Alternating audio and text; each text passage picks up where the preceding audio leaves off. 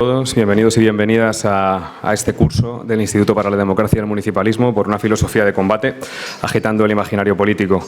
Voy a hacer una especie de labor de autopresentación porque está llegando gente todavía y mi compa pues está allí todavía recibiendo. Bueno, antes de nada, disculpas por todo este follón, pero quiero decir, era mucha gente apuntada, hemos tenido que organizar, ha habido gente a la que hemos tenido que dar de baja de la lista, o sea que ha habido como un poco de caos, pero bueno, yo creo que dentro de lo normal y relativamente ordenado. Si habéis seguido un poco los cursos del Instituto para la Democracia y el Municipalismo, habitualmente hemos lanzado cursos desde el año más o menos 2016 que han tenido que ver con análisis mucho más empíricos y políticos acerca de la realidad social, especialmente a partir de lo que ha sido el ciclo desde el 15M Podemos, ¿no?, y del asalto municipalista.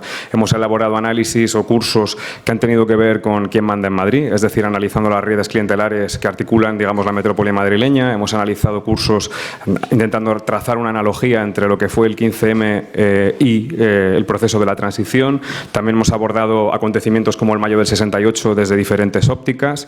También la Constitución, que fue el último curso que realizamos, y algunos cursos más, y algunos cursos que han tenido que ver también incluso con participación política y demás. Entonces, este curso es un poco diferente, ¿no? Es un curso que tiene que ver más directamente con filosofía y que de alguna manera entendíamos, y vemos que la acogida ha sido buena, que era necesario. Sobre todo porque quizá uno de los problemas que nos hemos encontrado a lo largo de este último ciclo político, ¿no?, que va del, si queréis, que comienza en el 15M, pasa por el municipalismo, Podemos y demás, ha sido que ha habido un proceso de banalización de muchas problemáticas que nos parecían centrales, desde conceptos como cuidado o conceptos como frontera que se van popularizando, pues realmente hemos visto que muchas de sus aristas más críticas, ¿no?, y más profundas, pues se han ido desgastando un poco en la opinión pública. Entonces consideramos necesario volver a profundizar en ellas con un método que además es un poco distinto a los que hemos seguido hasta ahora, que es intentar problematizar a partir de un concepto, un autor, e intentar luego darle un enfoque hacia el presente. Que esto va a ser un poco lo que vamos a intentar hoy con la noción de ideología en Althusser. Bueno, en lo que me toca a mí, que ha sido esta sesión inicial y de apertura, ¿no?, que tiene como objeto un poco, si queréis, la figura de Louis Althusser y una problematización del concepto de ideología,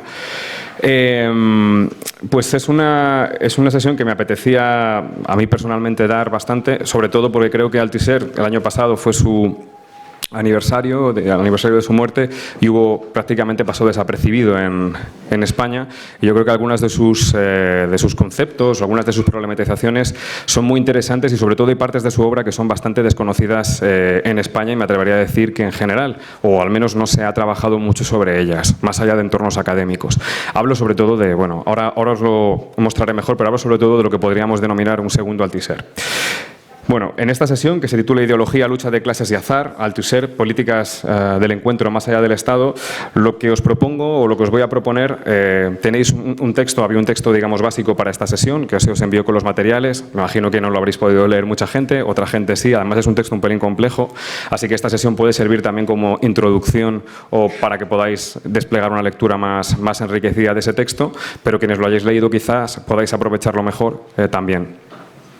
Os voy a proponer, digamos, una reconstrucción. Antes de nada, vamos, lo que voy a proponer directamente es una exposición de sus posiciones conceptuales y políticas iniciales o teóricas, para trazar un itinerario que nos lleve a este texto, al texto sobre la ideología, y a partir de ese texto ir navegando hacia lo que podríamos denominar un Althusser que poco tiene que ver con el estructuralismo inicial. Ya sabéis que si miráis el nombre de Althusser en la Wikipedia o lo miráis en cualquier sitio, vais a ver marxismo estructuralista y cosas de este tipo, ¿no?, que son las más básicas que aparecen. Y es lógico, porque de alguna manera digamos que sus textos de más pregnancia o de más fuerza, o los que más influencia generaron, están a mediados de los 60, justo cuando esto da la eclosión, digamos, del estructuralismo francés. Bueno, pues lo que os voy a proponer es salir de ahí, ¿no?, un poco, e ir navegando hacia un Althusser que yo me atrevería a decir que poco a poco, a partir de la década de los 70, comienza a hacerse, digamos, a abandonar el marxismo-leninismo inicial y muy ortodoxo que tenía en sus primeros textos, para ir dando paso a una teoría muchísimo más libertaria contra el Estado, del contrapoder, y que va a desembocar en lo que van a ser sus textos sobre el materialismo aleatorio, que son los textos de los 80, que son textos bastante diferentes en todo, en el lenguaje, en la sintaxis, mucho más poéticos, o sea, que intenta reinventar toda su filosofía y da pie a categorías que no tienen nada que ver con conceptos como estructura o como determinación en última instancia de la economía o otra serie de nociones que son básicas en su pensamiento inicial y que tenéis en el texto que se os había recomendado para la sesión.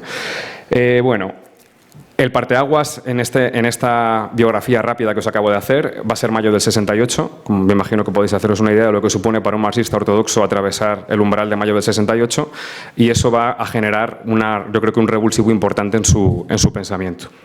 Voy directamente. Para empezar, para abordar este Althusser último hace falta entender sobre todo el primero, pero sobre todo hace falta entender también un poco de quién estamos hablando y en qué contexto político, histórico y teórico estamos hablando, porque si no lo reconstruimos, pues todo queda bastante en el aire.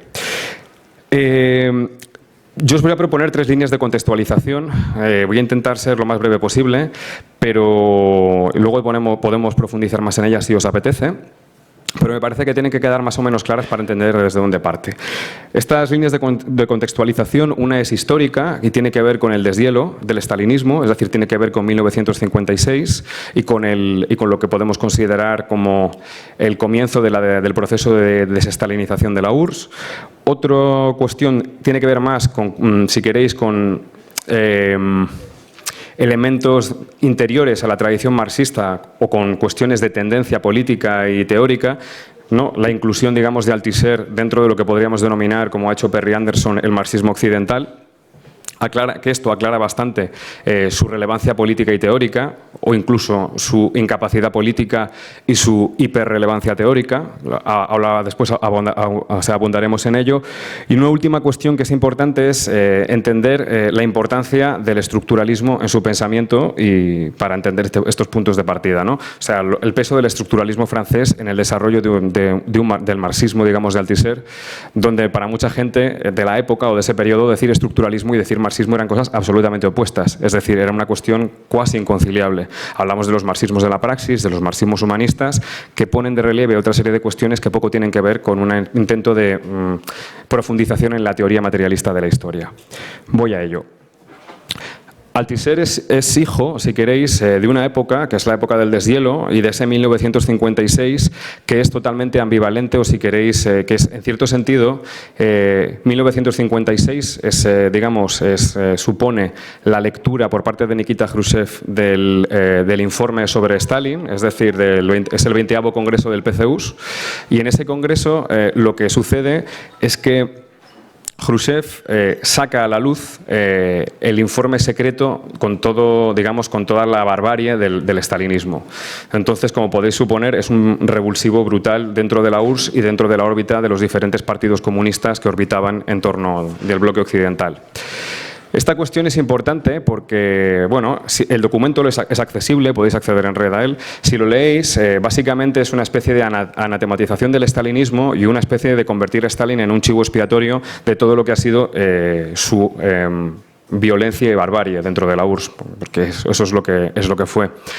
Entonces, en el texto vais a ver la denuncia de las deportaciones masivas, el Gulag, vais a ver también todo lo que las críticas a la represión burocrática, críticas a la censura dentro de la URSS, donde de alguna manera lo que hacen pues, es convertir a Stalin en ese chivo expiatorio, denunciarlo y bueno, ¿qué sucede fuera de la URSS? Pues que se espera un panorama de apertura, de un horizonte de apertura, ¿no? Pues bueno, si se ha criticado a Stalin, asistiremos a un nuevo proceso de democratización, a un nuevo proceso de apertura política, donde podrá haber debates ideológicos como los hubo durante la Segunda Internacional, es decir, otra etapa diferente. Bueno, estas esperanzas se van a ver frustradas ese mismo año. Ese mismo año es la Revolución Húngara, la Revuelta Popular Húngara, donde se pide una salida del Pacto de Varsovia, donde se pide también elecciones democráticas. ¿Y qué sucede? Pues básicamente que tras un intento de negociación inicial entre Hungría, digamos, y la URSS, pues se reprime la revuelta. ¿Qué sucede directamente? Que el seísmo, pues os podéis imaginar en los distintos partidos comunistas. Muchísimos intelectuales empiezan a abandonar los partidos comunistas. Es decir, uno de los casos más sonados es el de Edward Palmer Thompson, gran historiador, que escribió Ay, ahora es un texto súper conocido y se me acaba de ir de la cabeza. La formación de la clase obrera en Inglaterra, pero como él, tantos otros abandonarán en el PCF, en el Pichi, el partido. Además, a esto se sumará también la represión del octubre polaco, con la revuelta de los obreros del Poznań, que también, que en vez de saldarse, digamos, con una represión tan clara, al final se logrará un candidato que gobierne, digamos, más o menos de consenso entre la URSS y Polonia, y que será Władysław Gomułka, que después será un dictador, vamos, clásico. Entonces, bueno, para que veáis un poco este contexto generará diversas pugnas ideológicas, y esas pugnas ideológicas al final se debatirán en un contexto en el que el humanismo, como teoría, un humanismo marxista, tendrá un papel bastante relevante y al que Althusser se opondrá de manera directa, intentando reivindicar las fuentes marxista-leninistas del marxismo, ¿no? Luego abordamos esta cuestión. Otro elemento que es importante, ¿no? Y yo creo que hay que poner de relieve, es la pertenencia de Althusser al marxismo occidental, o a este marxismo occidental que se caracteriza. Bueno, esta categoría la elaboró Perry Anderson en un texto que es consideraciones acerca del marxismo occidental, que es bastante recomendable, que hace un análisis generacional de distintas generaciones de autores y autoras marxistas. Y el marxismo occidental, al que Althusser yo creo que pertenece de manera preeminente, por haceros así, si queréis, una especie de esquema, dentro de la tradición marxista, pues a este marxismo pertenecerían Georg Lukács, Antonio Gramsci, Lucio Coletti, Galvano de la Volpe, incluso la Escuela de Frankfurt podría estar incluida. ¿Cuáles son las características de este marxismo? Yo creo que hay una cosa que es importante. Todo oscila en torno a una disciplina concreta, que es la filosofía, y esto marca un antes y un después respecto a la segunda generación. O sea, imaginaos a Rosa Luxemburgo y a Lenin, los debates que tenían. O sea, personas que intervenían políticamente, que marcaban la estrategia de sus propios partidos, que producían teoría de calidad, es decir, que es el Estado y la revolución en Lenin, toda la problemática de la acumulación y el circuito de reproducción en Rosa Luxemburgo, y al mismo tiempo pues estaban, ¿no? Trabajaban por qué dirección tenían que tener los sindicatos, etcétera. Aquí vamos a ver un despegue de esa realidad absoluto. Vamos a tener autores que son en su mayoría filósofos y además académicos. Es decir, donde de alguna manera el currículo marxista empieza a formar parte de las facultades. Es decir, hay una docilización, si queréis, de ese marxismo en Occidente, porque el bloque soviético era otra cosa, por supuesto. El bloque soviético, el marxismo soviético era otra cosa bien distinta a esto. ¿En qué se innova en estos marxismos? Pues en problemas que dentro de la tradición clásica se han calificado como supraestructurales o superestructurales. Algo de ello se dice también en el texto sobre la ideología. Esos problemas tienen que ver con el arte, tienen que ver con la estética, sobre todo con la teoría del conocimiento y la epistemología, que va a ser una cosa central en este periodo, y luego después, pero también van a tener que ver, sobre todo al final y a partir del 68, con una reflexión profunda sobre el papel del Estado y la política y las clases sociales, pero solo al final del periodo. Y yo creo que el 68 y este proceso de deshielo son elementos que alimentan esa problemática. Por último, y bueno, solo señalar una cosa. ¿Qué sucedía con los intelectuales, como decía, si hacemos esa comparación, qué sucedía con Luxemburgo y Lenin? ¿Qué sucedía con los intelectuales en los partidos? Pues que estaba muy bien tener intelectuales que tuvieran una buena formación, buenas publicaciones, ¿no? O sea, eso era central, pero no tenían ningún tipo de relevancia política. Es decir, su relevancia política se reducía a ser una vanguardia intelectual bastante inoperante. Es decir, la influencia que Althusser podía tener en el PCF fue mínima. O sea, en comparación con otros, digamos, autores de épocas anteriores, o la que podía tener Galvano de la Volpe en el Pichi, pues era escasísima. Es decir, hay un divorcio importante dentro de los partidos comunistas entre teoría y praxis, pero al mismo tiempo va a haber un divorcio importante entre los partidos comunistas y los movimientos de masas, cada vez más progresivo. Y es que estamos en una sociedad de clases medias. Cada vez, digamos, estamos en estados ya en esta época que vienen de la Segunda Guerra Mundial, donde los pactos capital-trabajo se han realizado y donde las clases medias son un elemento central de la construcción, digamos, de la organización social, y donde las antiguas claves políticas mediante las que se movían los partidos comunistas van a necesitar una revisión importante. Vuelvo a repetir que el 68 es importante aquí porque va a mostrar esa diferencia entre los partidos comunistas y lo que va a ser el movimiento popular, por decirlo de manera abstracta. Y lo último, y aquí paso rápidamente, la cuestión del estructuralismo en Francia. Algunos dirían que más bien en París, ¿no? O sea, que es una cuestión más parisina que francesa. Pero realmente la cuestión es el estructuralismo, es una corriente que es fundamental para entender la problemática de Althusser. De hecho, el texto que tenéis, el que envié, es un texto que tiene marcado sesgo estructuralista y al final se rompe un poco en un apéndice que hay. Sobre todo porque Si recordáis, bueno, por reconstruir un poco brevemente la cuestión. O sea, a esa corriente o ese horizonte estructuralista pertenecen Lévi-Strauss en la etnología y en la antropología, Jacques Lacan en el psicoanálisis y, digamos, bueno, incluso Michel Foucault y, obviamente, Louis Althusser y más autores, ¿no? Todo el horizonte de la Escuela del Círculo de Praga, bueno, Jacobson, en fin. Hay un horizonte digamos, de renovación cultural muy fuerte a través de lo que sería una exportación del paradigma de la lingüística de Saussure, del curso de lingüística de Saussure, a las ciencias humanas, por decirlo rápidamente, donde hay un privilegio, digamos, de la sincronía y de los estudios sistemáticos, si queréis, en una imagen fija, tal y como Saussure entendía el lenguaje, ¿no? Como lo que se puede analizar en el lenguaje, decía, es la lengua, la langue, ¿no? El sistema de la lengua, que se define por relaciones de oposición y relaciones diferenciales, y como un todo estructurado. Pues ese todo estructurado va a ser algo que se va a exportar a las demás esferas del conocimiento, se va a intentar. En ese sentido, las reglas de parentesco pueden tratarse como un lenguaje por esas relaciones diferenciales, ¿no? Donde siempre los significados están subordinados a los significantes. El inconsciente se articula como un lenguaje, va a decir Jacques Lacan, en la familia, en los écrits y demás. Y luego, y por supuesto, Althusser, ¿qué va a hacer? Va a privilegiar la teoría del modo de producción y las estructuras sociales frente a la agencia o la praxis vinculada al sujeto. Voy directamente al primer Althusser y paso rápidamente para acercarnos al texto. Hay una cuestión que sí muy importante, para que veáis cómo... Bueno, no he dicho una cosa que yo creo que también permite hacernos un poco cierta idea, pero el estructuralismo desbanca al existencialismo y a la fenomenología en Francia como paradigmas fundamentales que se basaban sobre todo en dos cuestiones que yo creo que son básicas: en la experiencia, en la vivencia y en un concepto de conciencia y de sujeto donador de sentido hacia la realidad.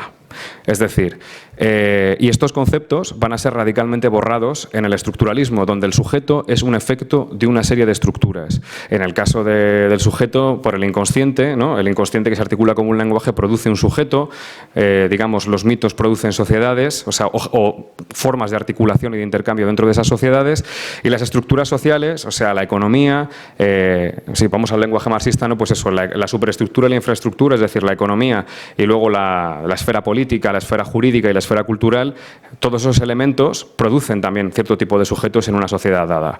Lo que no se cuestiona o lo que queda evaporado, como veis, y eso lo va a decir muy bien Michel Foucault al final de Las palabras y las cosas, es el hombre. La cuestión por el hombre, no, pues da un poco igual, o cualquier cuestión antropológica da igual.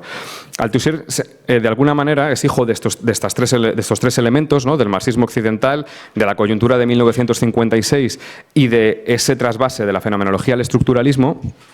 Y va a intentar, digamos, una lectura de Marx al principio bastante estructural.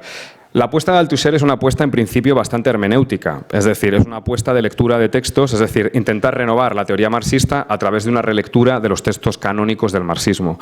En ese sentido, como veis, muy poco emocionante comparado con Rosa Luxemburgo y muy poco emocionante comparado con Lenin, ¿no? O sea, estamos ya dentro, si queréis, de un marxismo que se ha configurado como disciplina académica en cierto sentido, pero también como una corriente que ya tiene sus propios textos y sus propios libros, ¿no? Y produce a partir de ellos.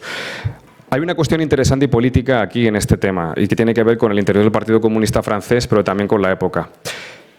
Lo que se hizo, la línea oficial del Partido Comunista francés, que era liderada en esta época por más o menos a mediados de los 60 por Roger Garaudy, era claramente humanista, pero al mismo tiempo era muy fiel al PCU, al estalinismo derivado, digamos, del final del deshielo, con lo cual era una contradicción un poco en los términos, si queréis, ¿no?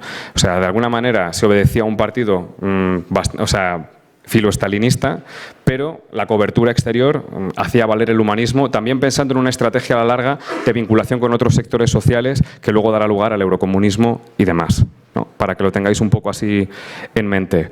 Althusser va a proponer una destrucción, básicamente, o sea, va a atacar directamente este humanismo y va a elaborar una periodización de la obra de Marx en la que va a descartar las obras de juventud como obras donde Marx todavía no llega a ser Marx, o sea, los conceptos de alienación, ser genérico, nociones que incluso la teoría del fetichismo, que es tan famosa y tan conocida ahora, la va a descartar el propio Althusser como ¿cómo decirlo?, como un legado espurio de sus años juveniles dentro del Capital. Es decir, va a intentar borrar todos esos elementos que son de carácter subjetivo para privilegiar otro tipo de conceptos. ¿Cuáles son? Relaciones de producción, fuerzas productivas, división del trabajo, determinación en última instancia por la economía, infraestructura y superestructura, que le permiten de alguna manera tener una imagen total de esa sociedad. Si queréis una proyección en términos marxistas de ese anhelo estructural por tener una foto fija de la sociedad y poder comprenderla de manera global. No me voy a poder entretener demasiado en esto porque si no va a ser mucho, pero merece la pena un poco unas pinceladas sobre esta fase. En Marx, en el texto de Marx se propone toda esta lectura, es decir, toda esta relectura hermenéutica de la obra marxista y abogando por ese Marx maduro frente al Marx juvenil, frente al Marx que reivindica más la praxis, y luego se establece, digamos, una teoría del conocimiento que se basa en un texto bastante famoso de Marx, que es el texto, bueno, en dos textos, en el prólogo a la contribución a la crítica de la economía política de 1859 y en otro texto que es la introducción a los Grundrisse de 1857, que es un texto que marca todo este periodo. Prácticamente Galvano de la Volpe, Lucio Coletti, toda la escuela althuseriana están hablando de este texto constantemente. Es importante porque es el único texto donde Marx expresa de manera más clara, y no es muy clara, su teoría del conocimiento, por decirlo de alguna manera. Así que la cuestión del método de cómo conocer la sociedad es central en este periodo. Frente a cualquier cuestión, si queréis, la política es derivada de esto. Si no se tiene un verdadero conocimiento de la sociedad, un conocimiento profundo y se articulan unos conceptos adecuados a la misma, pues entonces estamos perdidos, estamos ciegos y no podemos intervenir en la sociedad. ¿Veis el grado de teoricismo de la cosa? Se percibe rápidamente, ¿no? O sea, como hay una apuesta fortísima por la teoría y por una teorización cada vez mayor, ¿no? Pero el plano político queda subordinado. De hecho, en un texto de autocrítica de 74, el propio Althusser lo va a reconocer. Hay un elemento que a mí me parece muy interesante y dos cosas. Y uno tiene un concepto que es heredado del psicoanálisis. Hay otra característica que no he dicho del marxismo occidental y es la importancia de la pérdida de autonomía de la tradición marxista en términos intelectuales. La tradición marxista cada vez más va a estar impregnada por pensadores, digamos, del horizonte burgués. Hegel, bueno, Hegel es un clásico, pero quiero decir Max Weber, por ejemplo, o en el caso de Althusser, Freud es clarísimo. O sea, Freud tiene una fuerza, es fortísimo. De hecho, en la teoría de la ideología de Althusser, ahí Lacan y Freud tienen un peso fundamental. El tema es, va a hacer una crítica, digamos, uno de los conceptos para mí más interesantes es el de sobredeterminación que utiliza. Contradicción sobredeterminada. Y mediante ese concepto lo que va a intentar expresar es esto. La eficacia de toda la estructura social, digamos, sobre hechos históricos. Hay por ejemplo, sobre la Revolución Rusa. Y voy a explicar a partir del concepto de sobredeterminación la Revolución Rusa. Si las contradicciones en el hegelianismo eran como lineales y una contradicción descarta o la fase siguiente, que es una fase enriquecida que suprima y conserva el pasado en lenguaje hegeliano, ¿no? O sea, de esa manera, lo que sucede en este punto es básicamente que las contradicciones tienen que verse como, digamos, multicausales. Es decir, hay contradicciones primarias, secundarias y la causalidad es múltiple. O sea, eso es, por decirlo de alguna manera así general. Ahora lo veremos en el tema de la ideología de manera más clara, ¿eh? O sea, que no voy a dejar esto así, porque si no... Bueno, claro, a todo esto la pregunta es, bueno, ¿y dónde quedan el sujeto y la lucha de clases en todo este proceso, ¿no? Porque se supone, según el manifiesto comunista, que la lucha de clases es el motor de la historia y que de alguna manera hay un paso de la clase en sí a la clase para sí, etcétera, etcétera, ¿no? Que serían como elementos básicos, digamos, de la doctrina marxista, ¿no? Más básica. Han desaparecido o solo se citan muy al final. Voy directamente, me voy a meter con el texto y cito un par de cosas del 68. Estos textos son del 65. Althusser construye una escuela bastante amplia con varios autores, algunos vivos y muy potentes como Etienne Balibar, donde se hace una lectura pues, muy general del Capital. Si veis el texto de Leer el Capital, que aquí se traduce como para leer el Capital, parece una guía para leer el Capital. Ni de broma, es una guía para leer el Capital. Es una lectura muy concreta del Capital, además no compartida por muchos autores y demás. O sea, quiero decir que está ahí, pero es una lectura colectiva que es muy interesante, al menos en términos, porque hay algunas propuestas, a mí me parece bastante interesantes en ese texto. Pero claro, llega mayo del 68 y ¿qué sucede? ¿Cuál es la interpretación de Althusser? Obviamente el partido, o sea, él manda una carta a a una compañera, una camarada del Partido Comunista Italiano, María Antonieta Macchiocchi, que es una carta que está también disponible por internet. Hay hay más testimonios sobre el 68, pero en lo que él vive el 68 como una especie de trauma y un drama. Es decir, un tipo que ha estado reflexionando sobre la teoría, sobre las estructuras fundamentales del capitalismo, sobre cómo construir una teoría que explique verdaderamente la sociedad contemporánea, con un programa muy ambicioso, pero hay que decir claramente que con muy poco contraste empírico, que eso también es una cosa que hay que señalar, pues de repente ve que la sociedad no necesita de estructuras, sino que se desborda ella misma, por decirlo de esta manera. Althusser va a hacer una lectura de 68 dramática, en parte, donde va a elaborar una autocrítica que ya se quedará ahí prácticamente para siempre. ¿Cómo lo lee Althusser? Bueno, Althusser entiende que el gran problema del 68, por lo que no ha cuajado en una gran revolución, es porque, bueno, por una parte, toda la clase del movimiento obrero era un movimiento que tenía una serie de demandas mucho más pragmáticas, una serie de demandas que tenían que ver mucho más sindicales, con horas de trabajo, con salarios, y sin embargo los estudiantes y otros colectivos, digamos, de trabajadores de cuello blanco y trabajadoras de cuello blanco, pues tenían una visión mucho más revolucionaria. Obviamente Althusser va a calificar esto de izquierdismo burgués. En su texto va a decir directamente en su carta, bueno, hay izquierdismos comunistas, como los que denunciaba Lenin en aquella época, y luego hay izquierdismos burgueses como este, donde se quiere todo, pero de alguna manera el movimiento estudiantil no es la clase objetivamente revolucionaria, sino que la clase objetivamente revolucionaria es el proletariado y por lo tanto pues esa revolución no pudo darse. Pero la pregunta que tenemos que hacernos, va a decir camaradas, es esta: ¿por qué no tenemos capacidad de influencia en las capas medias de la población? ¿Por qué hemos perdido el pie con los periodistas, con médicos, con profesores? ¿Por qué no tenemos incidencia? ¿Qué ha sucedido para que el partido se separe de las masas y no pueda darse una fusión entre lo que era el movimiento de trabajadores y los estudiantes? ¿Qué ha sucedido? Y esta cuestión es la que le va a tener en tensión hasta el final de su vida. O sea, de hecho, uno de sus últimos textos del materialismo aleatorio acaba de nuevo preguntándose esto: ¿qué es lo que pudo darse?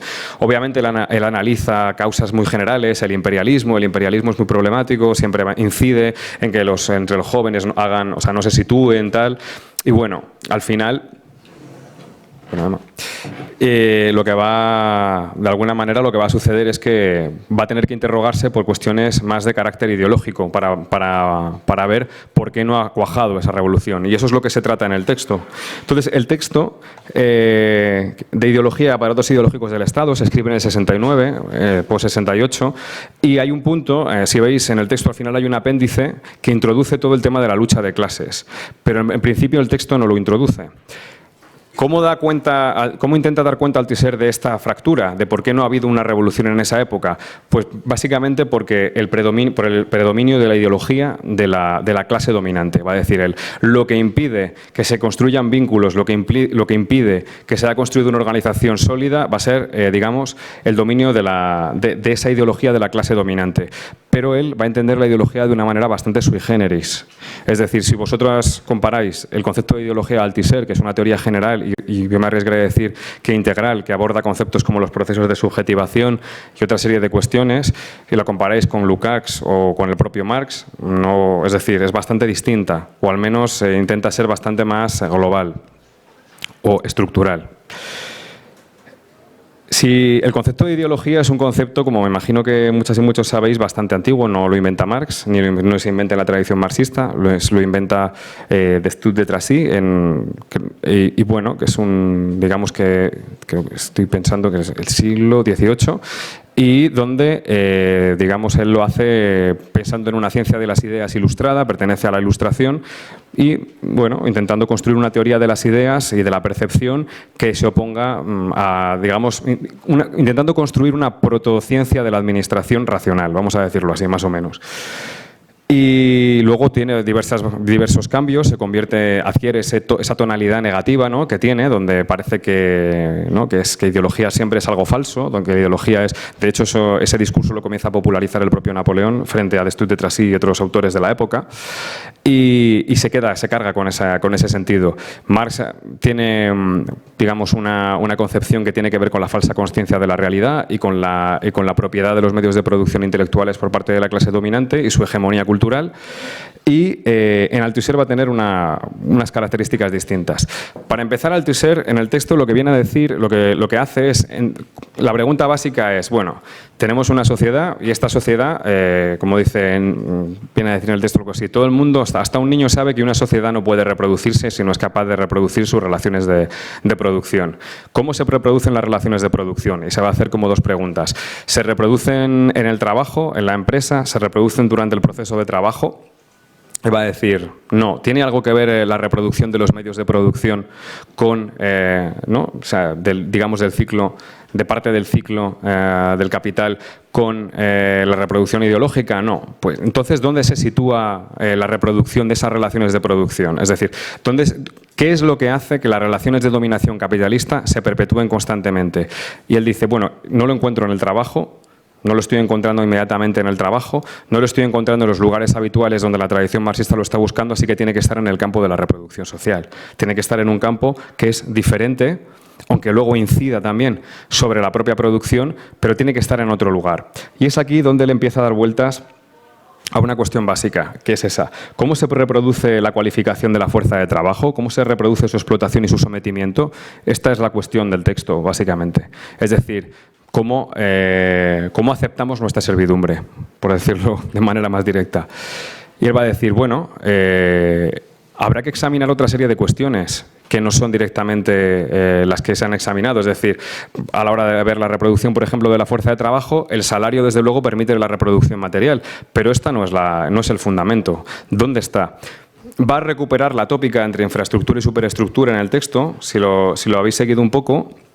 Se ve claramente y él dice, bueno, hay que profundizar en una teoría que pase de la descripción esta de infraestructura, no pasa nada, de infraestructura y superestructura, ¿no? Que lo que ofrece no es una teoría descriptiva donde todos entendemos que la infraestructura es la economía y lo demás está encima y por lo tanto lo de abajo es determinante, que es un poco metafórico y ya está, es decir, no hay mucho más, pero Althusser se pone a pensar que tiene que pensar cómo se hace eso, es decir, cómo se reproduce la fuerza de trabajo y las relaciones de dominación.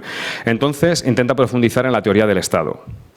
¿No? Entonces, él avanza hacia el Estado y dice, bueno, ¿qué es el Estado y qué ha sido el Estado para la tradición marxista fundamentalmente? Pues el Estado ha sido una herramienta prácticamente de dominación política a través de la represión y a través del gobierno, ¿no? Eso es lo que ha sido, y para la tradición marxista ha sido siempre un objeto a abatir, si queréis, en la... Bueno, voy ahora después a eso. Él lo que va a concebir sobre todo el Estado como una herramienta de represión en este texto, como una herramienta que sirve para reprimir, para docilizar y para, cuando la situación es revolucionaria, pues intervenir y cortar en seco cualquier tipo de revolución. Le da un carácter inicialmente represivo y solo secundariamente se le imputa violencia simbólica y otra serie de cuestiones, y que de alguna manera tiene a su cargo un aparato legal que es con el que dicta las leyes. O sea, es una definición muy general de Estado la que da.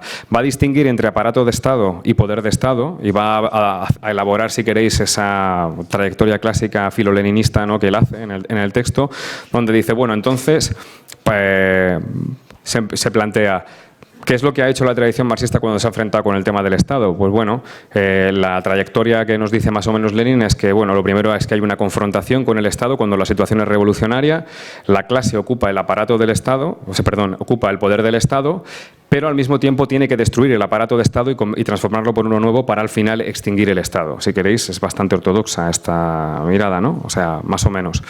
Pero el Estado es fundamental para que las relaciones de producción funcionen. Ahora, el Estado solo, si todo fueran relaciones de dominación de este tipo, probablemente no funcionaría. Entonces introduce otro concepto, que es el que articula, digamos, el centro del texto, que es el de aparatos ideológicos del Estado. Y aquí es donde yo creo que la cosa se pone interesante en el texto. Es decir, los aparatos ideológicos del Estado, empieza a decir, ¿cuáles son los aparatos ideológicos del Estado?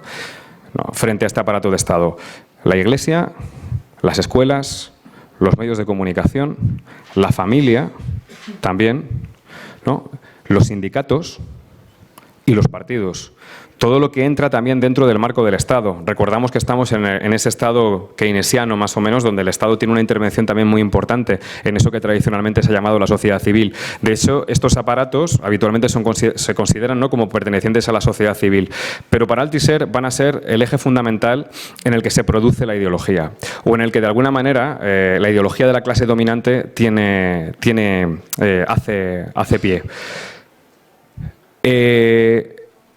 Para dominar entonces una sociedad no se puede dominar solo, es decir, no se trata de una dominación pura y sencilla por parte del Estado en la que siempre hay una relación de amigo-enemigo con esa sociedad civil, ¿no? Sino lo que hay es una especie de construcción de consenso a través de una ideología dominante, y esa ideología dominante se construye en estos aparatos ideológicos del Estado que no están exentos de contradicciones y que tienen una relación difusa con el Estado, pero que de alguna manera tocan, va a utilizar una metáfora de la orquesta, ¿no? Tocan una sinfonía parecida. Entonces, para decir, la lucha de clases, y esto luego, ahora después voy a ello, tiene sentido en esos aparatos ideológicos del Estado, en el aparato ideológico escolar, en el aparato ideológico sindical, intentando quebrar, digamos, el poder de la patronal, intentando quebrar, digamos, una enseñanza conservadora o intentando introducir agendas mediáticas diferentes, por darle un poco de actualidad al tema. Ahí hay conflicto y ahí hay que luchar por intentar instaurar una ideología distinta, ¿no? Pero todos estos aparatos generan un consenso general que permiten claramente esa reproducción de las relaciones de producción, es decir, que la sumisión al capitalismo se perpetúe y continúe. Althusser luego hace una cala y viene a decir que, bueno, ¿dónde se produce esta dominación dentro de esos aparatos? Pues en el marco de la ideología. Pero él no va a definir la ideología como algo así como una especie de discursos abstractos o ideas abstractas, ¿no? Así como, bueno, hay ideas en el mercado y cada cual pues se ve influido por unas y por otras. No, va a decir los aparatos ideológicos del Estado, especialmente el aparato ideológico escolar, todas y todos pasamos por ellos y recibimos nuestra subjetividad y los principios de nuestra subjetividad, códigos morales, incluso nuestros destinos laborales a través de sus acreditaciones. Entonces nuestra identidad se construye a partir de todos estos aparatos ideológicos, con lo cual nosotros somos sujetos a través de estos aparatos. No tenemos una fuera de esa ideología y no tenemos una fuera de esos conflictos que se dan en esos aparatos.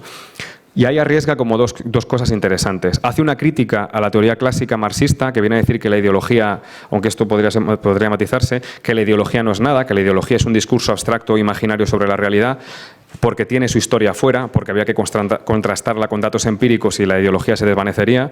Y Althusser va a decir, va a saltar dos hipótesis que son un poco provocadoras. La primera es que la ideología no tiene historia. Esto es un gesto muy estructuralista también. Dice que la ideología no tiene historia básicamente porque todas las sociedades, la capitalista también, pero incluso las primitivas, tienen una esfera ideológica o tienen formas de subjetivación que subjetivan y ponen a los individuos y a los colectivos, ¿no?, en unas relaciones de dominación específicas. Eso va a decir. En cierto sentido, en ese sentido, la ideología no tiene historia, pero cada ideología particular sí que la tiene. Va a decir, estructuralmente todas las sociedades tienen un campo ideológico. Esto es discutible, ¿eh? O sea, que es lo que dice Althusser, eso es se puede discutir. Y luego hay otra hipótesis que es interesante, porque aquí sí que hay un corte bastante importante con otras teorías de la ideología. Althusser va a decir que además la ideología se adquiere a través de las prácticas rituales en cada uno de sus aparatos, de los códigos que se asumen, que se adquieren, de los discursos predominantes, incluso de toda la carga afectiva de los códigos morales que se dan en esos aparatos. Va a decir que la ideología es la relación imaginaria de los individuos, la representación de la relación imaginaria con sus condiciones de existencia. Esto es algo bastante distinto a que, por ejemplo, un individuo tenga una representación imaginaria de las condiciones de existencia. Lo que se representa es su relación con esas relaciones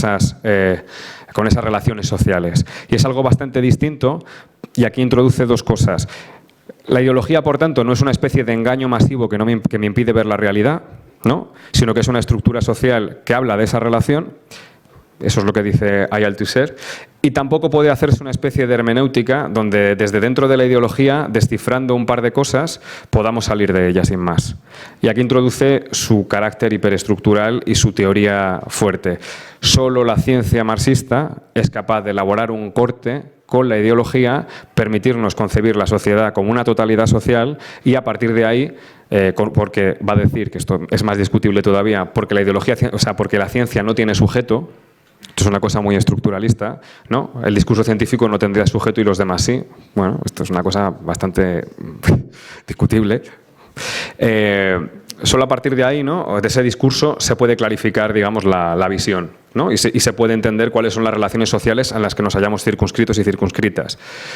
Como veis, él va a decir que hasta que normalmente las concepciones que se han tenido de ideología, incluso la marxista, tenía el estatuto del sueño en Freud, pero que no, porque realmente lo que está de fondo es una teoría cuasi psicoanalítica de la formación ideológica de los sujetos. O sea, de fondo está eso. Hay una lectura de Lacan, y ahora lo veremos, importante, pero también de Spinoza, que también está ahí.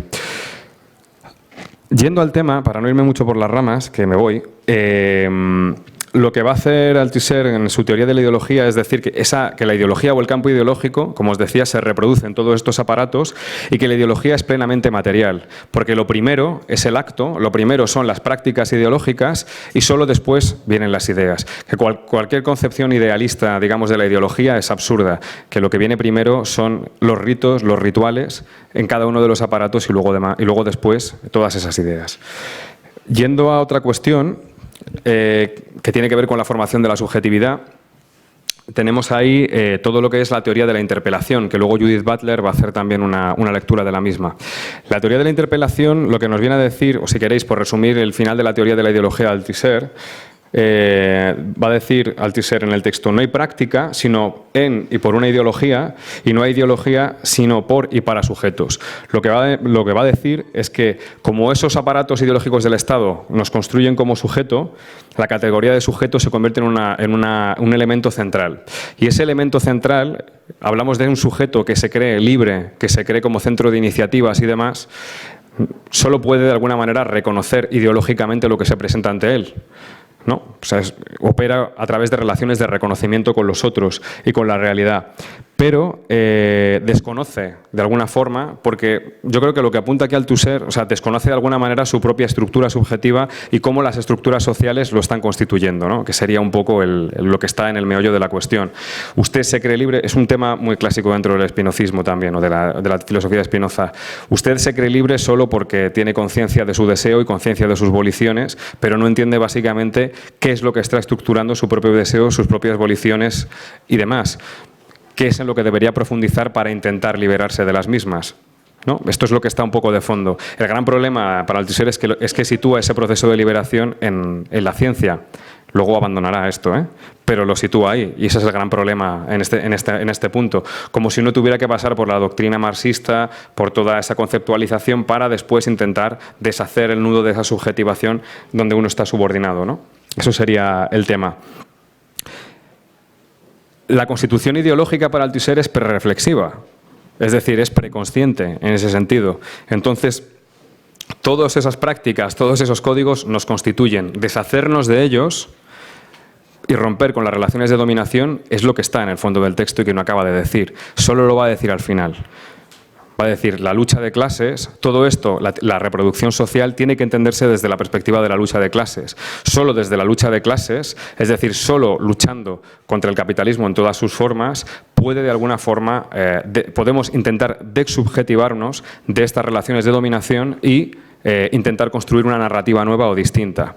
Pero se queda ahí, no es capaz de profundizar mucho más. Es decir, se queda básicamente en decirnos que estamos condenados a ser siervos, por decirlo de alguna manera, todo el aparato que nos hace siervos, o todos los aparatos que nos hacen siervos, y que cuando esos aparatos fracasan es el Estado el que entra en acción con la represión, por decirlo de manera resumida y básica.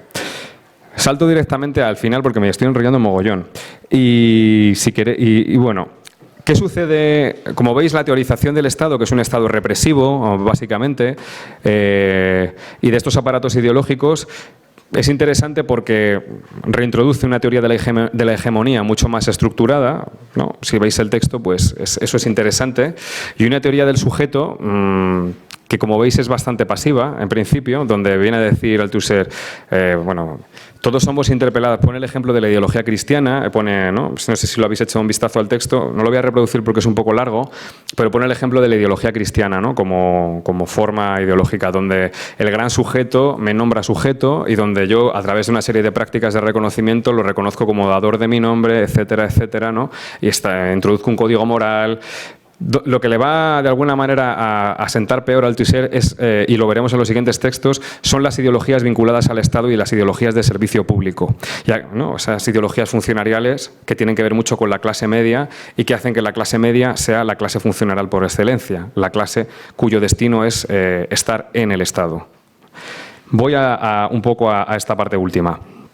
En el 74 Althusser saca un texto que es bueno, Elementos de autocrítica, donde intenta criticar todo el teoricismo previo y todas estas cuestiones.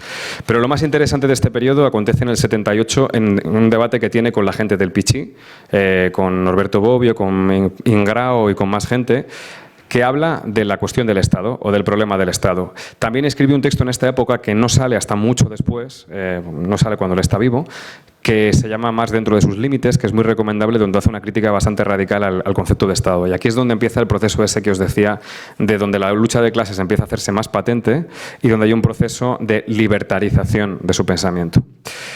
Althusser va a entender que el Estado, el poder del Estado, esa distinción que hacía al principio, ¿no?, entre poder del Estado y aparato de Estado, pues es una distinción que, bueno, es descriptivamente valiosa, pero que el Estado realmente es una herramienta de dominación en la que no cabe la lucha de clases.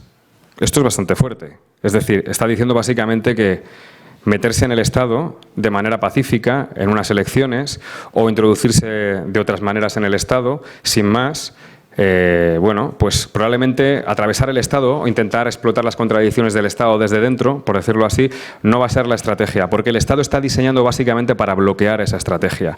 Y además, el Estado es una mistificación que centraliza el poder, crea una especie de mito de centralización del poder, por una parte, y transforma las fuerzas de los conflictos en poder legal constantemente y en poder legal legítimo.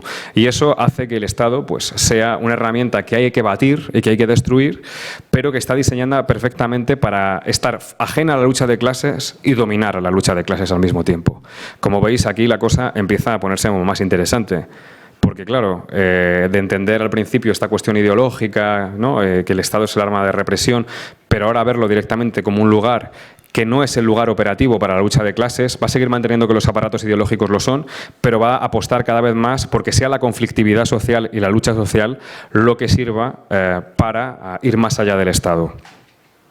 Hay otro texto, o sea, en estos debates, al final él acaba diciendo y acaba rompiendo con el leninismo. Sabéis que la teoría clásica del leninismo un poco es esto de el partido tiene que ser como una especie de Estado in nuce, como un Estado, ¿no?, contenido dentro del partido, y luego cuando se produzca el asalto, ¿no?, que donde siempre hay un empate trágico y luego si las fuerzas, digamos, de la revolución ganan, pues toman ese Estado, ¿no? Pero al final lo que sucede es que los aparatos de Estado no se ven modificados demasiado y el poder que había ingresado en ese Estado se ve totalmente destruido, ¿no? Entonces Althusser va a proponer una teoría bastante extraña, a mi juicio, donde va a decir que el partido tiene que ser todo lo diferente posible a el aparato de Estado. El partido tiene que ser prácticamente un contrapoder que tensione, si hay una revolución, para esa destrucción del Estado. Es decir, él entiende que la extinción del Estado tiene que venir de ahí, ¿no?, de una especie de construcción de un partido organizado y de una sociedad organizada llena de conflictos que sea la que al final vaya acabando con el Estado. Es una tesis, si queréis, muy poco ortodoxa, ¿no?, dentro de los marxismos y que bastante distinta a la que tendrá Poulantzas también, su alumno Poulantzas en sus textos sobre Estado, poder y socialismo, que también abundan un poco en una idea parecida, pero siempre la idea del Estado parece que está permeando esa cuestión. Althusser renuncia, o parece que renuncia a ese asalto al Estado, y donde lo que parece que por lo que aboga, y esto en el debate se ve claramente, en este debate, y sobre todo en un texto que se llama El marxismo como teoría finita, donde viene a decir que, bueno, que si os acordáis del primer Althusser, que era estructuralista, donde había que detectar esas estructuras centrales del capitalismo y demás, va a decir todo lo contrario. Va a decir básicamente que lo que tiene que hacer la teoría, que toda teoría es incompleta, no hay teoría total, y que lo que tienen que hacer las teorías es escuchar a las masas para que su imaginación histórica esté siempre a punto. Absolutamente diferente.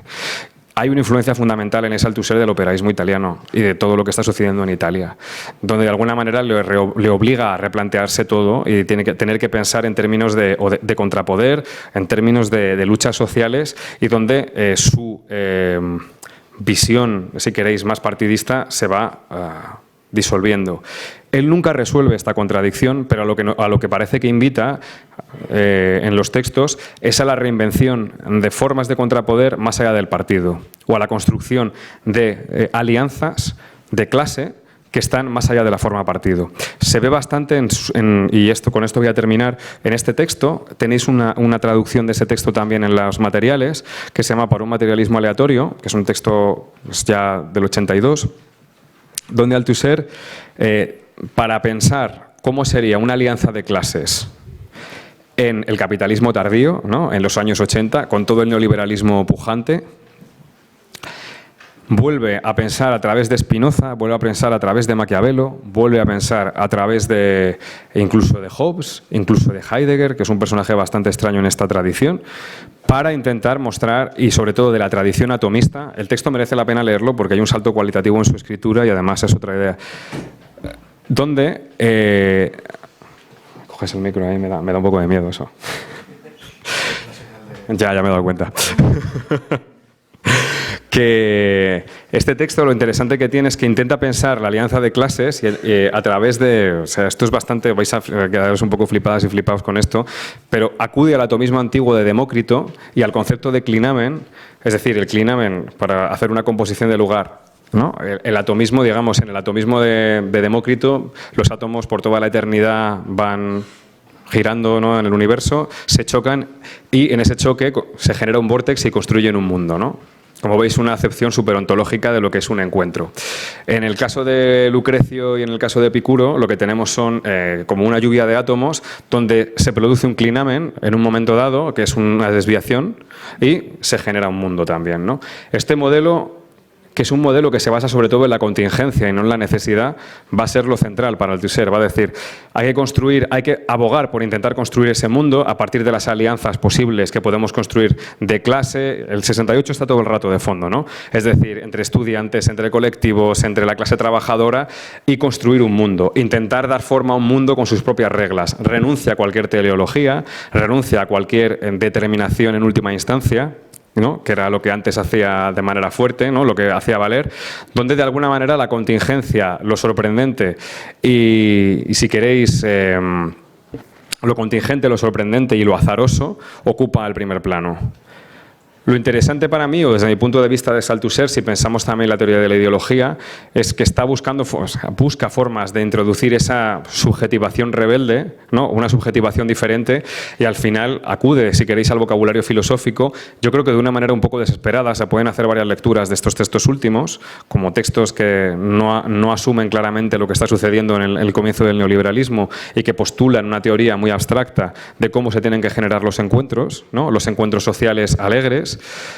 Pero también puede entenderse como un intento de reformular una teoría que siempre estuvo muy marcada por la necesidad, por el estructuralismo y por una concepción demasiado fija de las relaciones sociales. De ahí, de este modo, lo que intenta es fluidificar esas relaciones. Pero como os decía, tampoco hay que perder de vista ni el 68 ni lo que está sucediendo en el operaísmo italiano para entenderlo.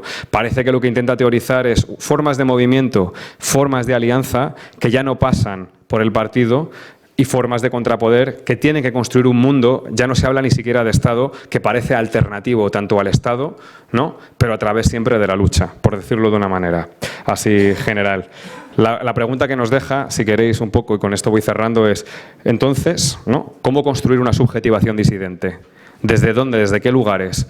Desde luego, en términos negativos, ya ha dejado claro que no es desde el Estado y desde la toma del Estado. A través probablemente de esa construcción de contrapoderes, y quizás sea lo que haya que pensar a partir de ahora. Y el concepto de ideología de Althusser nos permite, yo creo que una cosa interesante, entender lo vinculados que estamos al Estado y al sistema de manera interna y cómo esas formas de subjetivación tienen que ir desde lo cotidiano, desde lo abstracto, desde la teoría, hasta lo más cotidiano, ¿no?, que sería un poco lo que está en el fondo, porque la ideología o la constitución ideológica es casi reflexiva e inconsciente muchas veces, ¿no? Y bueno, yo creo que con esto os he turrado mucho, así que lo dejo aquí y hablamos ahora. Gracias.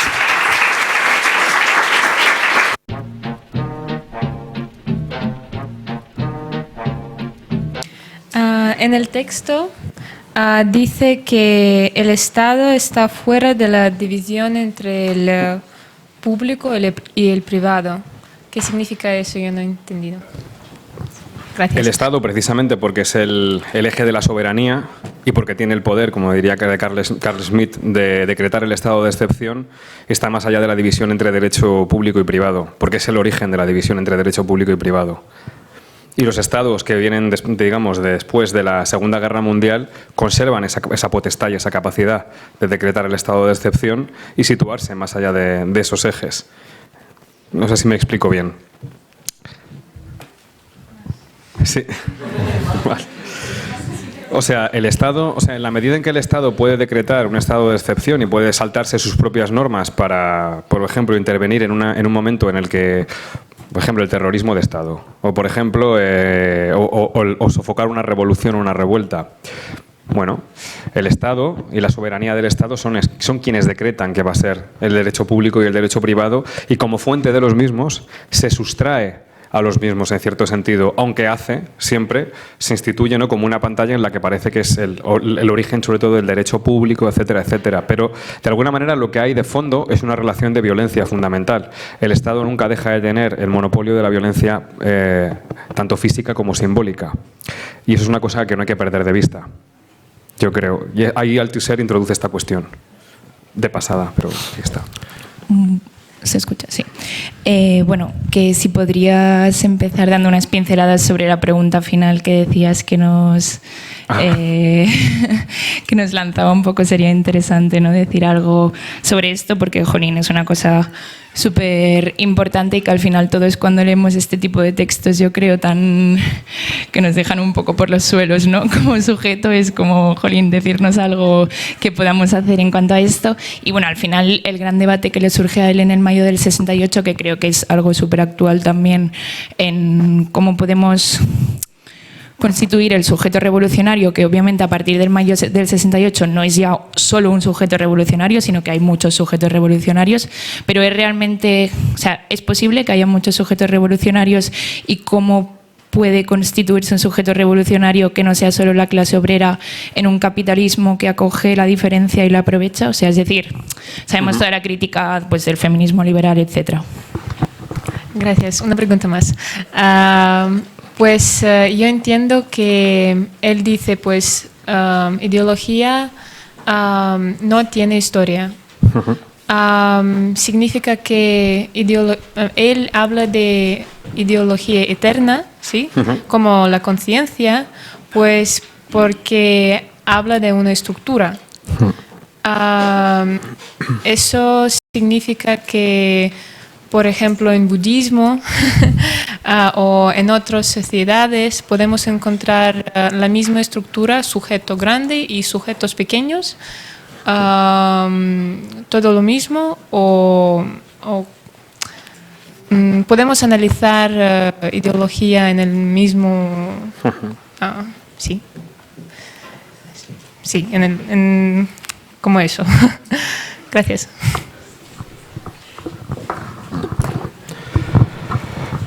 Hola. Yo siempre he tenido un poco de prejuicio con respecto a este autor, y un poco viendo la explicación parece que se confirma un poco, que siempre me ha parecido excesivamente escolástico, ¿no?, en cierto de su pensamiento, incluso, no sé, con los textos incluso que se llega a plantear que el capital está mal escrito, que hay que leerlo en otro orden, ¿no? Incluso ya llegando a debates súper barrocos. Es una tara del marxismo occidental en general, que a medida que se maneja de un horizonte revolucionario se vuelve más escolástico, o es una percepción mía un poco... Bueno, empiezo por el final. Y bueno, realmente yo creo que el marxismo occidental tiene... O sea, yo creo que tienes razón. O sea, en esto último que dices que no... O sea, que de alguna manera lo que sucede con los intelectuales de estos partidos políticos es que al final no tienen tampoco una intervención fuerte en la realidad, se constituyen como élites y de alguna forma además están separados de... Es decir, si compararas todo lo que viene, todo lo que sucede en Italia fuera del PC, es decir, todo el operaísmo, que es un pensamiento, o sea, Pansieri, Negri, etcétera, que están, ¿no?, pensando en los movimientos, están pensando en las luchas. Poco tiene que ver con lo que tenemos aquí. Obviamente, también, o sea, el barroquismo al que apuntas y el hiperteoricismo yo creo que viene de ese alejamiento radical de esa realidad, y también de su inclusión en una esfera cultural vinculada al entorno académico, que hace que de alguna manera esa separación de la militancia se viva como algo natural y se viva como algo totalmente distinto. Y donde pues yo estoy de acuerdo también contigo en que hay un escolasticismo importante en Althusser, pero también es cierto que el primer texto que sacó por Marx, con los errores que pueda tener, fue bastante un soplo de aire fresco para lo que era la ortodoxia de la época, que era una ortodoxia bastante terrible al mismo tiempo, ¿no? Por matizar simplemente esa cosa, pero vamos, estaría de acuerdo contigo.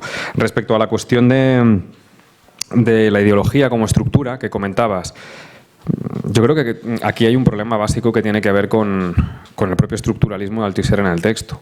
Es decir, comparar el budismo, por ejemplo, con la ideología cristiana a través de sujetos, creo que tiene poco sentido. Es decir, tendría que definir de manera particular, ¿no?, cómo se comporta el budismo como ideología y cómo funciona socialmente, ¿no? Eso sería lo que tendría que hacer. Lo que comentabas al principio yo creo que es el gesto más clásico y estructuralista de Althusser, decir que la ideología es una estructura perenne, es una estructura ahistórica en la medida en que está en toda sociedad y que habría que analizar particularmente. Es el gran problema del estructuralismo, es decir, que al final acaba reduciendo fenómenos históricos muy ricos y muy complejos a causalidades estructurales muy alejadas de los fenómenos que tiene que explicar. Y que el intervalo de investigación empírica entre esas estructuras y entre los objetos o fenómenos que hay que explicar no está. O sea, desaparece bastante de la cuestión, ¿no? O sea, que ese es uno de los grandes problemas. Hay más problemas, quiero decir que no he ahondado en una crítica a lo que puede ser el enfoque estructuralista, pero ese es uno. Y otro que también tiene que ver con esto y con el historicismo y con el poco nivel de cambio que se ve en los textos, o sea, en la manera de concebir la sociedad por parte de Althusser, tiene que ver con que se utiliza de modelo la lengua. Un sistema lingüístico. Las modificaciones en un sistema lingüístico, para que existan, tienen que pasar años y además los hablantes son siempre singulares, cuando los cambios históricos son colectivos. Es decir, que si nos ponemos a pensar en los déficits que tiene el paradigma estructural para explicar la sociedad, son bastante grandes. O sea, solo por citar uno, nada más.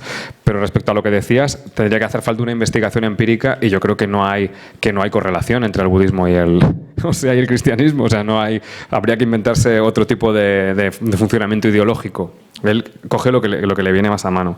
Y respecto a la otra cuestión, que es como una cuestión mucho más central, o sea, en el sentido de que, ¿no?, del tema del sujeto revolucionario, del 68, y de cómo se puede producir esa subjetivación disidente. Yo, a ver... Para empezar, ¿cómo producir una subjetivación disidente? Desde luego, intentando evitar los caminos trillados que nos están destinados como sujetos de clase media, por decirlo de manera así como un poco brutal. Es decir, Althusser lo que viene a decir en el texto es que, bueno, a todas y a todos nos están destinados, según nuestra clase y nuestro origen, ¿no?, una especie de horizonte. Uno será un cuadro, otro vendrá a ser élite, otro vendrá a ser clase trabajadora, según la cualificación, según tal, ¿no? O sea, es una teoría, si queréis, un poco de la estratificación. Pero ¿cómo desubjetivarnos? Pues yo creo que solo se puede hacer a través del conflicto y a través de la construcción de una comunidad alternativa a lo existente a través del conflicto. Sin conflicto social y sin conflicto político, y hay un montón de elementos para entrar en conflicto con el horizonte en crisis que tenemos hoy, pues yo creo que la única forma es construir comunidad a través de ese conflicto, a través de ese antagonismo. Es decir, en el caso, por ejemplo, de las luchas por la vivienda, tenemos la PA, que es un ejemplo de sindicalismo social. Entonces, si uno lo que quiere de alguna manera es salvaguardar el derecho a la vivienda o presionar para que esos 3,4 millones de casas que están vacías formen parte de un parque público, puedan ser ocupadas por gente, mientras la gente se la está desahuciando todos los días, tienen que entrar en conflicto directamente con el Estado, tienen que entrar en conflicto directamente con los fondos buitre, es decir, con el capitalismo financiero, y al mismo tiempo tiene que proveerse de una comunidad que lo sustente de manera subjetiva para luchar y cambiar las cosas. En ese sentido, yo creo que estamos en una época post-Mayo. Y comentabas el tema de Mayo del 68, yo creo que es el canto del cisne del tema de la revolución en los países de las clases, en las zonas de las clases medias, ¿no?, las mesocracias que tenemos. Porque en ese momento se ve, digo en Europa, porque el 68 en América Latina, o sea, es otra cosa. Es decir, no voy a entrar ahí, pero que estamos hablando de Francia, cuidado. Ahora, en el caso de... O sea, aquí, pues yo creo que lo que nos resta es construir una lógica, si queréis, de contrapoderes que ponga límite a la violencia del Estado, que será progresivamente mayor, conforme la crisis que viene vaya avanzando y la pérdida de derechos vaya creciendo. Lo que va a quedar va a ser básicamente la parte más represiva del Estado funcionando y con un consenso cada vez menor. Yo creo que o nos proveemos de comunidades en lucha, ¿no? O si no, va a ser bastante complicado intentar hacer frente a la que se nos viene encima. He hablado del tema de la vivienda, pero podríamos hablar de muchos otros temas. Y solo en esos lugares, que son lugares alternativos, que son lugares antagónicos, es donde yo creo que se puede producir una subjetivación distinta, que siempre estará atravesada, obviamente, por relaciones capitalistas y siempre estará atravesada también de manera híbrida por relaciones de dominación, porque de alguna manera vivimos en una sociedad que no tiene ese afuera, y las formas de afuera que intentamos construir, o esa especie de islas o archipiélagos, digamos, de liberación o de comunismo, vienen de esos conflictos. Pero creo que esa es la manera. Es decir, yo renunciaría parcialmente no a la épica de la revolución, pero me parece que se pueden construir relaciones de contrapoder y hay que hacerlo si queremos, de alguna manera, por una parte, romper con las servidumbres ideológicas que nos vinculan al capitalismo actual y al mismo tiempo intervenir de manera práctica en él. Yo creo que eso es un poco lo que hay ahí. ¿Alguna cuestión más? Sí. Bueno. A ver, yo quería preguntarte por la vida de él.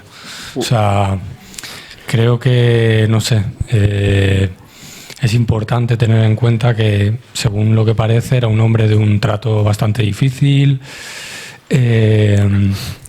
Y bueno, el tema de su mujer, no sé si pasó algo con esto que bueno, que me gustaría que se dijera. Creo que es importante.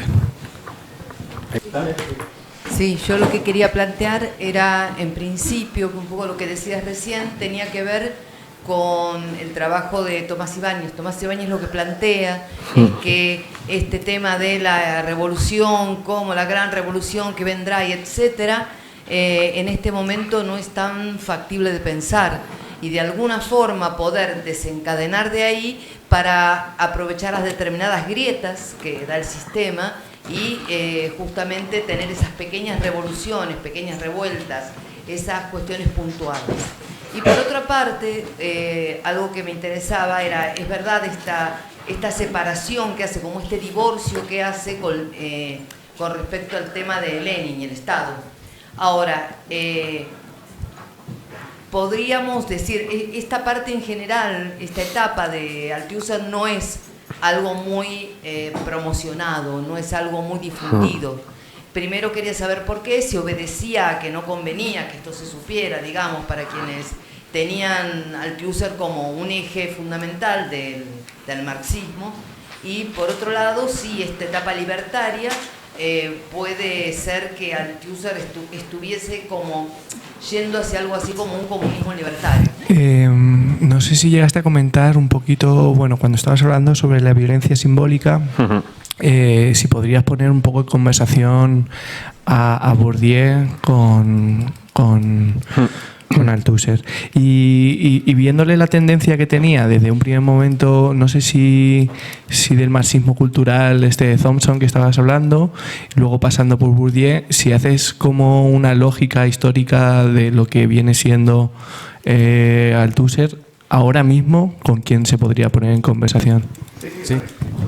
Yo te quería pedir si podrías profundizar un poco en esta cuestión, en la cuestión que nombraste, que te parecía un poco extraña, el hecho de que Althusser se remontara a conceptos como el de clinamen. Y quería preguntarte más o menos, si nos haces un esbozo, en qué sentido lo utilizaba. A mí me interesa sobre todo porque es un concepto que también dentro de la decolonialidad se está recuperando, en especial dentro de, bueno, Boaventura es un personaje que lo usa bastante. Entonces, a ver de qué manera lo delinea Althusser y qué puntos de coincidencia o diferencia tiene con el uso que se está retomando del concepto. Sí, hola, buenas tardes, muchas gracias por la charla. Yo quería hacer hincapié en lo que habla el autor Marshall Salins cuando se refiere a Althusser y la crítica que le hace, ¿no? Y bueno, y de hecho lo pone como un autor que hace unos planteamientos de la levianatología contemporánea más potentes. Entonces, en tanto que las estructuras intermedias son vistas solamente como medios instrumentales de subyugación de un sujeto, sujetos pasivos sin agencia, esto me gustaría encajarlo con la peligrosidad también del planteamiento de la banalidad del mal de Hannah Arendt y cómo esto puede ser peligroso pensar de estas formas si quitas de toda responsabilidad a los agentes. Y bueno, es solo eso. Sí.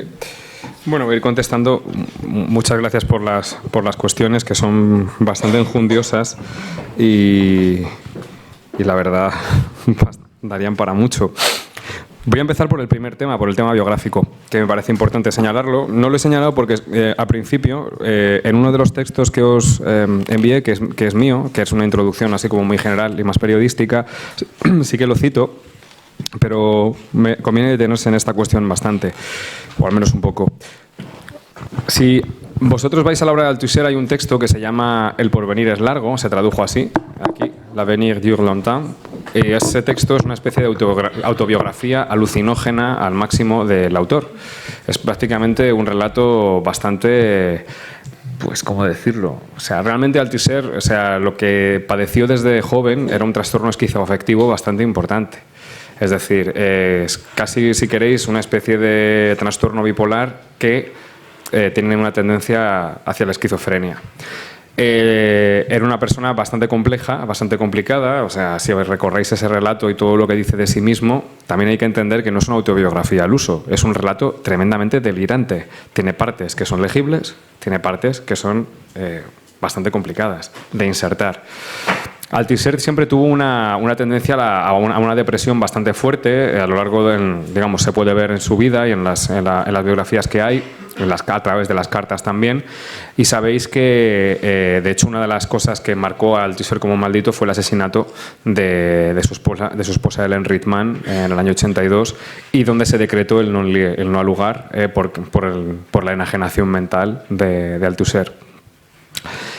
Esto ha sido de alguna manera durante mucho tiempo también. Hay una carta bastante, o sea, un texto muy bonito de Etienne Balibar y bastante duro también, que se llama Vuelve a callarte, Althusser, porque precisamente todo esto al final lo que hizo fue, bueno, sabéis que Althusser a partir de ese momento, a partir del asesinato, obviamente fue internado, y a partir de ahí el proceso de degeneración que ya era previo, es decir, Balibar en este texto lo ve claramente, comienza a decir ya no era él. O sea, se había convertido en otra cosa, es decir, si queréis hay también un dramatismo ahí de fondo, pero esto sucedió en su vida y a partir de ese momento, es decir, él mató a Helen, lo cuenta además en la autobiografía esta, cuenta básicamente cómo sucedió, que la estranguló una mañana, salió corriendo a la calle, empezó a gritar, bueno, en fin, o sea, es bastante dantesco además cómo escribe sobre el tema, porque escribe sobre el tema, o sea, escribe sobre la cuestión.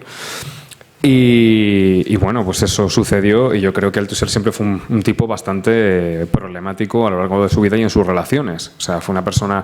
Y después de todo esto, si vais a YouTube, hay una entrevista que se la hacen en el año, no sé si es 86, la podéis ver, está en italiano y él habla y de hecho le preguntan sobre la locura en un momento dado y él dice, reconoce que está loco directamente. O sea, lo reconoce, o sea, reconoce así la cuestión. O sea que es una de las partes más delicadas y más problemáticas. Sobre la muerte de Elena se circuló todo, es decir, se vino a decir que la teoría, es decir, para que veáis un poco la cuestión también, se vino a decir que la teoría de Althusser era asesina, ¿no? Directamente, por el hecho de lo sucedido y que el marxismo obviamente era asesino. Y tenéis a los Henri Levy y toda esta gente en toda esa época, ¿no? Pues hablando de esta manera.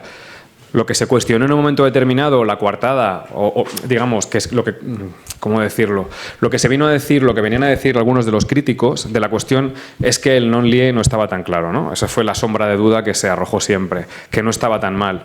Pero si uno lee los textos previos y su autobiografía y todo, la verdad que es difícil asegurar una cosa o la otra. De todas maneras, yo no soy juez, ni soy médico, ni me interesa, quiero decir. Pero que esto es una parte complicada, que también es un elemento que ha hecho que no se vuelva a tratar al autor. O sea, eso es así, ¿eh? O sea, que se le haya cubierto directamente con una capa de olvido y se acabó, y no hay más. Voy a la siguiente. Os recomiendo que os leáis ese texto, el del Porvenir es largo, que es interesante, y las cartas que tiene con María Antonieta Macchiocchi y con más gente, porque ahí se ve bastante el Althusser, digamos, más personal, ¿no? Y ahí se puede ver. Sobre lo que comentabas de Tomás Ibáñez y de, pues, un poco del tema de que, bueno, que se renuncia a la gran revolución, ¿no? Y se aprovechan las grietas del sistema y demás, yo creo que de alguna manera lo que nos resta es intentar profundizar en cualquier grieta posible, ¿no? Y abrirla e intentar construir un sujeto de clase. No voy a decir, voy a decir sujeto de clase y no voy a decir movimiento obrero, porque eso sería, ¿no?, otra cosa. Y de hecho, yo creo que estamos donde estamos después de la transición por una derrota del movimiento obrero en su, ¿no? O sea, yo creo que lo que vivimos es una sociedad de clases medias y habría que constituir un nuevo sujeto de clase que tendría que tener una gran diversidad de colectivos diferentes, y eso es otra cosa diferente. Además, voy a aprovechar para recomendaros un texto de la persona que tengo aquí a mi derecha, que es Emmanuel Rodríguez, que se llama La política contra el Estado, que tiene un capítulo muy bueno. A mí, vamos, es un texto muy bueno, y a mí me gustó bastante el último capítulo, que tiene que ver con cómo construir un sujeto de clase. A mí me parece que es un texto bastante esclarecedor de cómo podría intentar articularse una estrategia colectiva y política hoy. Te quejarás.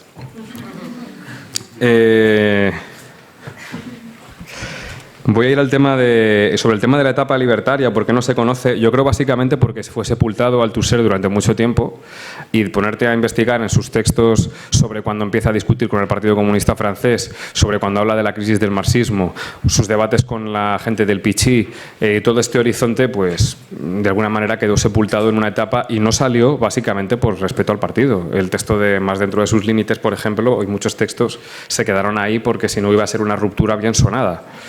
De hecho, había una fidelidad al partido realmente, desde mi punto de vista, incomprensible. O sea, desde mi punto de vista.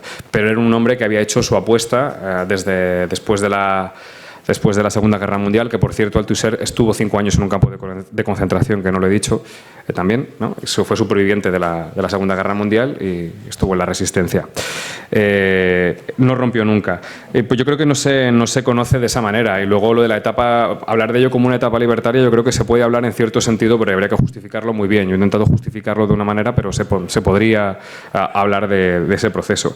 Respecto a Bourdieu, Althusser, que sería la otra cuestión, o sea, el tema de la violencia simbólica ocupa mucho menos en Althusser que lo que ocupa en Bourdieu. O sea, hay menciones. El texto que os he presentado, el de, digamos, Ideología y aparatos ideológicos del Estado, forma parte de un texto más amplio, que iba a ser un manual, que se llama Sobre la reproducción.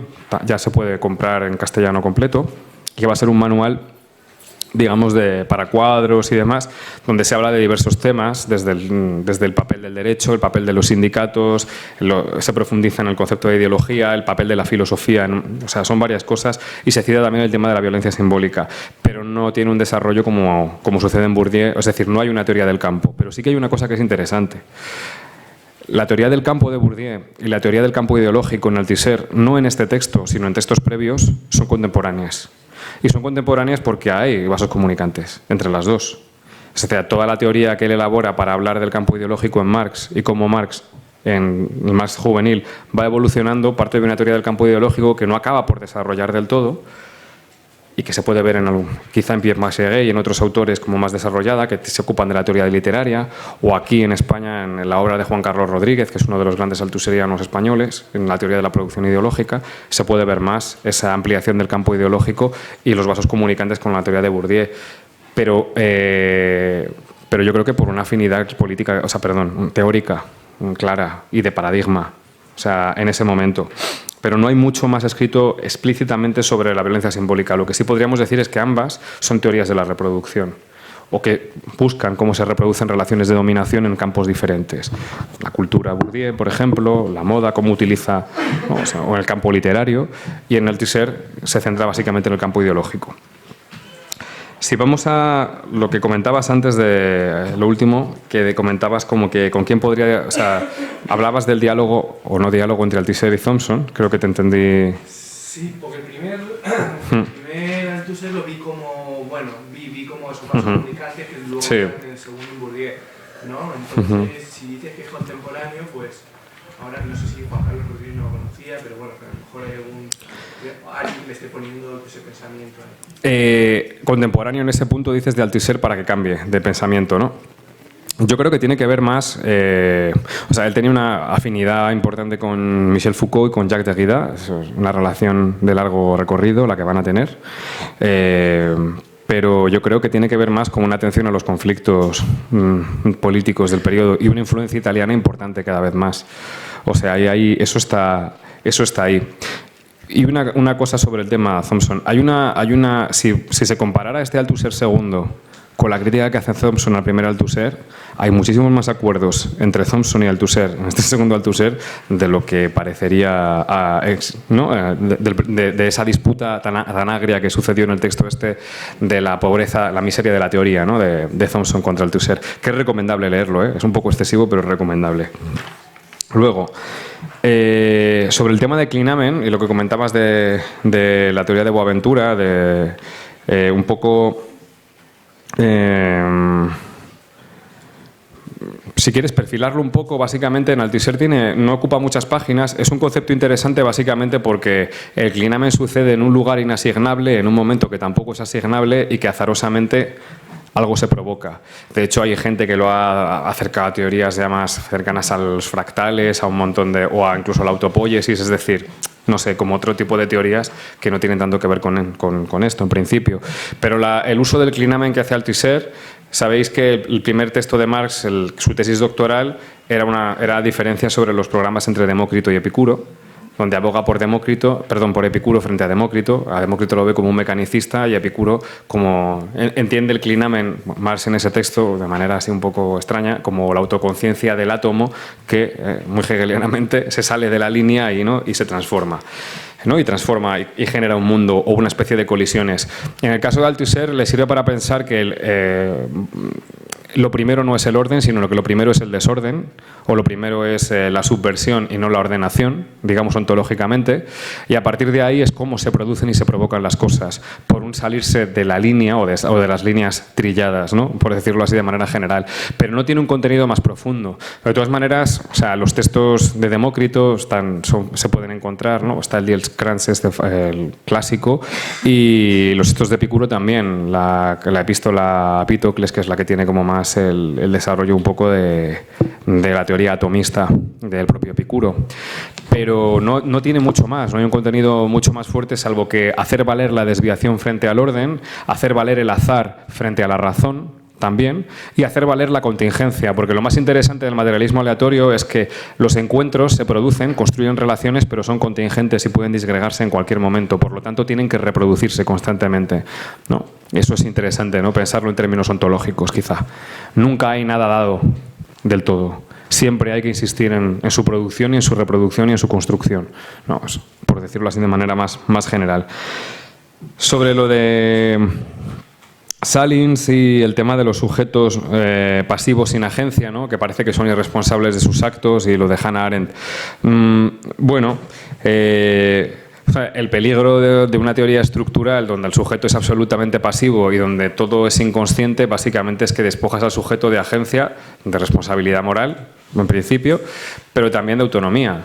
O donde su autonomía es una autonomía ficticia, pero operan otras fuerzas por debajo que lo mueven y que no son del todo controlables, ¿no? Por decirlo así. Por supuesto es problemático, pero yo creo que en el caso de Althusser al final lo que hay es un intento de repensar eso desde el plano de la contingencia. ¿Cómo puede hacerse desde Althusser? Lo veo complicado. A mí me parece más interesante pensar al sujeto a través es decir, se puede pensar el proceso de subjetivación y demás, pero quizá haya autores que ayuden más, como Negri o como otros, que han pensado en clave mucho más concreta los sujetos políticos y los agentes políticos. En el caso de Althusser lo que tenemos, el peligro, igual que en Foucault, ¿no? Que es muy similar, es que las estructuras gobiernan unos sujetos que no son una especie de actantes que tienen partituras previas establecidas, pero que no son capaces de introducir innovaciones. Pero yo vuelvo a decir que esto es un vicio del estructuralismo, es decir, utilizar causas absolutamente alejadas para explicar fenómenos tremendamente concretos. Y aquí salvaría a Bourdieu en ese caso porque es muy distinto, porque hay investigaciones empíricas muy concretas que intentan señalar las causas intermedias que vincularían las propias estructuras o las presiones estructurales con el campo y los propios agentes. O sea que yo haría una excepción en ese caso. Pero en el caso de Althusser y en el caso de Foucault y ya en el caso de Derrida, no, que eso ya es otra cosa bien distinta. Pues bueno, ahí yo creo que habría que intentar recuperar un sujeto, o sea, el concepto de autonomía y otra serie de nociones, por dejarlo ahí, porque si no me puedo enrollar mucho más. Tenemos para 2 o 3 cuestiones más. Has dicho que para crear nueva subjetivación debemos crear otras comunidades contra el Estado, ¿sí? Y pues a través de conflictos podemos hacer algo. Pero lo que puedo ver en la vida cotidiana, que mucha gente no quiere pensar sobre esto y no quiere escuchar sobre los problemas. Si pues hablas sobre antropoceno, pues la gente no te escucha, no quiere escuchar. ¿Y qué hacemos con esto? Y pues, ¿qué también piensas sobre el trabajo de Guattari? Y cómo si Guattari también juega un papel en este discurso revolucionario. Hola, buenas. Bueno, has comentado que en los aparatos ideológicos es donde se puede dar la lucha creo que has dicho lucha. ¿De qué manera plantea Althusser que se puede dar esa lucha en esos aparatos ideológicos y si ahora mismo tú consideras que es posible traer esa idea aquí y ponerla en práctica? Vamos a ver. Hombre, es normal que la gente no quiera escuchar cosas que pueden resultar desagradables en primera instancia, ¿no? Quiero decir que es como difícil que intervenir en la esfera pública o en la opinión pública, construir de alguna manera una esfera de opinión pública antagonista, es un poco lo primero quizá para poder introducir otro tipo de ideas o otro tipo de discursos, ¿no? Dentro de lo que es las agendas más mainstream existentes. Pero obviamente eso va a contar siempre con resistencias y con oposiciones. Entonces ahí también tiene que estar un poco la inteligencia de cómo hacer colar esos discursos y cómo revertirlos. Yo creo que eso es central y que sin eso, y eso significa intentar tener medios de comunicación, espacios propios donde podamos encontrarnos y construir estrategias políticas colectivas, poco se puede hacer, ¿no? Es decir, que eso a mí me parece como muy importante. Sobre Guattari no te voy a comentar mucho porque va a venir Raúl Sánchez Cedillo en una de las sesiones, que él es especialista más en Guattari y Deleuze, y va a hablar largamente del tema. Entonces, yo creo que dejamos esa cuestión para Raúl y voy a lo siguiente. Althusser no desarrolla casi nada el tema de las luchas y los antagonismos porque siempre parece que la lucha de clases en sus textos es un injerto, especialmente en estos. De hecho, es un injerto. Si vas al texto de Ideología, aparatos ideológicos del Estado, aparece al final como apéndice un año después. Bueno, eso indica muchas cosas. Indica que es muy difícil. Hay un par de citas donde dice: admiro a esos profesores que están en los colegios y en los institutos intentando luchar porque esos programas conservadores no se concreten y que intenten dar lo mejor de sí. No, eso lo dice en un momento dado, pero bueno, pero el peso de la ideología, hace falta mucha más gente, siempre va a decir esto. No hay una lectura concreta de ningún conflicto concreto. Etienne Balibar sí que la hizo, analizó el aparato ideológico escolar en Francia, en la Francia de los 60, y sí que sacó conclusiones interesantes que están publicadas. Pero el gran problema de todo el colectivo althusseriano, salvo algunos autores como Poulantzas, o que no pertenecía a la parte más cercana, o Michel Péchet o alguno más, que analizaban cuestiones más de discurso, pues se caracterizó por una bueno, o que abandonaron el althusserianismo y se fueron a pensar de manera bastante más crítica y libertaria, como Jacques Rancière, ¿no? Pues fueron, ¿no? O sea, no hay una comprensión como más concreta y empírica de cómo se tiene que hacer la lucha. Él solo dice, hay lugar para la contradicción en esos espacios y hay lugar para el antagonismo. En el Estado no, por la explicación que da más tarde, pero no repara demasiado en este tema. Entonces, eso pues queda por decir. Pero yo creo que hoy se puede, y siempre se ha podido, en todos los lugares y en la mayoría de espacios, entrar en conflicto con lo que nos convierte prácticamente en siervos de un sistema que nos destroza cotidianamente y que destroza a la población cotidianamente, mientras, ¿no? Pues una parte del mundo pues vive relativamente bien y cada vez peor. Yo creo que siempre se puede dar la lucha y que, de hecho, yo no apelo nunca a la responsabilidad porque me parece una gilipollez, pero sí que apelo al deseo y me parece que es importante, si queremos no ser siervos, desear no serlo y actuar conforme a nuestro deseo.